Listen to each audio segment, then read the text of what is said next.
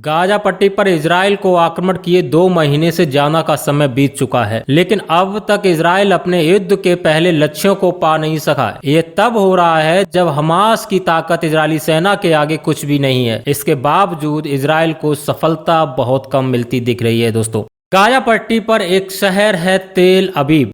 अगर वहां पर देखें तो इजरायली सेना लगातार अपना अभियान को जारी किए हुए है, लेकिन अभी तक यह स्पष्ट नहीं है कि इजरायली सेना ने हमास को खत्म करने में कितनी प्रगति की है। इजराइल ने इस महत्वाकांक्षी लक्ष्य को 7 अक्टूबर को हमास के हमले के तुरंत बाद तय किया था। इसके तहत सबसे पहले इजराइल ने गाजा पट्टी पर हवाई हमला शुरू किया था और उसके कुछ हफ्ते बाद जमीनी कार्रवाई को अंजाम दिया था।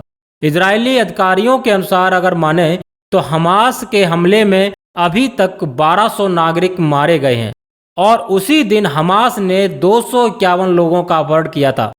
अब तक इन बंधकों में से 114 को रिहा कर दिया गया, जिसमें से कुछ विदेशी नागरिक भी हैं।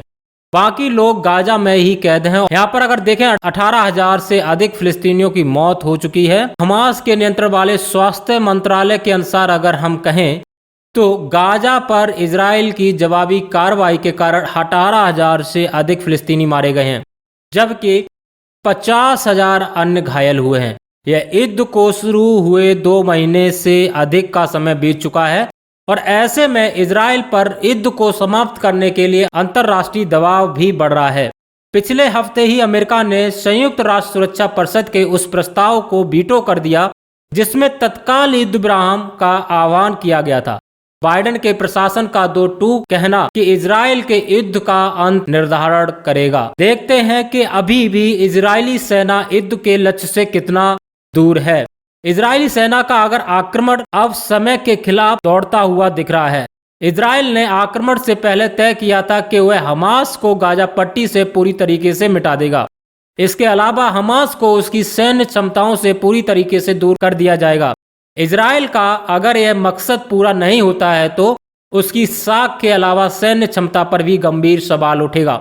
माशे Dayan centre for Middle Eastern and African study में फिलिस्तीन स्टडीज फोरम के प्रमुख डॉक्टर माइकल मिस्टीन ने कहा कि हमने व्यापक क्षति देखी है, लेकिन इजराइल अभी भी हमास को उखाड़ फेंकने से बहुत दूर है।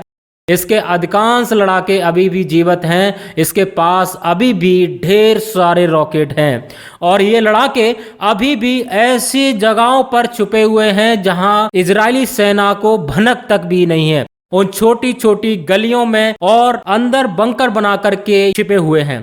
हमास के स्नाइपर लगातार इजरायली सेना को टारगेट कर रहे हैं और उनको मौत के घाट उतार रहे हैं।